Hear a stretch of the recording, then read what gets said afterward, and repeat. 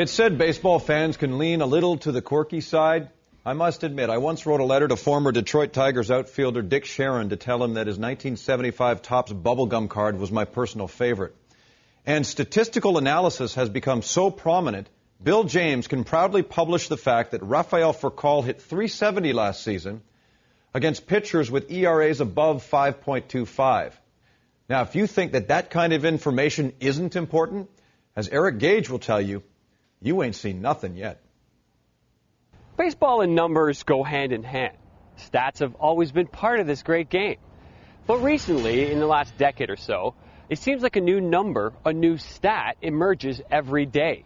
A new mathematical formula to help us evaluate a player's performance. Essentially, it looks like the nerds have taken over baseball. Pollo Loco has Rivera at $7. Anyone? Yes, it's time for those who could never hit a baseball, much less throw one, to gather around and prepare for their fantasy baseball draft. This is what baseball has come down to, selecting players based on quantitative data and statistics that can all but prove how a player's season will turn out. And while the meek haven't inherited the earth just yet, they've certainly put their stamp on baseball. 25 from Ryan, going once, going twice. Got 28. We have 29. We have 29. How do you prepare for a draft? Basically, I think my philosophy is that it's much more about budgeting than it really is about, finding any one player or anything. I sort of see them as a bunch of interchangeable units, like stocks. To me, they're not baseball players; they're just numbers. What's the term? Is it baseball geek or baseball nerd? Well, I got to go with nerd. As a computer programmer, that's one that I've always felt as an endearing term. So you work with computers? Yeah. That doesn't surprise me at all. No, probably not. How did a sport with such prolific athletes like Bud Harrelson, Ron Davis, or Lee Tunnell come to attract such a nerdy fan base? I needed answers, so I turned to the expert, Dan Schulman. The first guy was Bill James, and in the 1980s, I was a stats geek, baseball geek, still a geek, just not as much of a stats geek as I used to be, and I read all of his books and absolutely loved them. Then you had Moneyball. Moneyball was the next thing that changed a lot, the book. And all of a sudden, the Oakland A's are the model, and we're looking at runs created and on-base percentage and so forth. What's your favorite stat? OPS, on-base plus slugging. This seems to be the most useful stat right now. That one's becoming more mainstream, too. It is. They're actually using that in their real broadcast now. So, hey, that's one for you guys, right? You guys created it.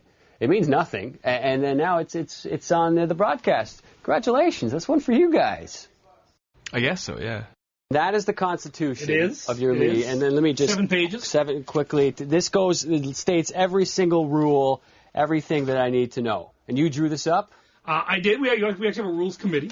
So we meet twice annually Okay. to go over rules. So I wrote the original version, and then we've had about 2 edits a year since then. And your wife is okay with all this? She puts up with it. Given the unique opportunity to infiltrate a room full of nerds, I took advantage by asking the burning questions the viewers at home want to know. Have you ever kissed a girl? Does your mom know you're out this late? So do you still live in your parents' basement? You must have a lot of allergies. So tell me, when did you get rid of your braces? You strike me as a Captain Picard guy. Am I right? But as the fan base potentially grows increasingly geekier, they kind of dress up like the characters from the Chronicles of Narnia. Are we leaving assets such as heart and hustle out of the game? Are there too many numbers in baseball? I think it depends on who you are. I know there's a new number out there called VORP. I don't know what it is. I don't even know what VORP stands for. That means value over replacement player. Value over replacement player. It's value over replacement player. I heard another one, Zach Greinke, saying FIP, F-I-P, which is some sort of, I don't even know what it is. Fielding independent pitching. Fielding independent pitching. And when it's all said and done, Dan Schulman believes the new generation of geeks can work with the old school philosophies. I think the geeks need to embrace the eye test and the grittiness and the heart, and I think this side needs to embrace the numbers. I think we all need to learn to live together. I don't trust the geeks, though.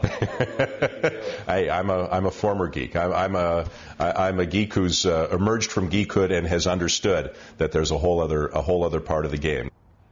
Well, Until that day happens when the two sides finally embrace one another, we can all take comfort in at least knowing that what's between the lines, the diamond, still belongs to us athletes.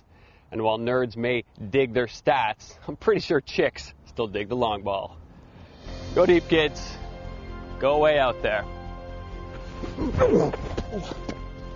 Hang on, we'll do that again. Chicks still dig the long ball.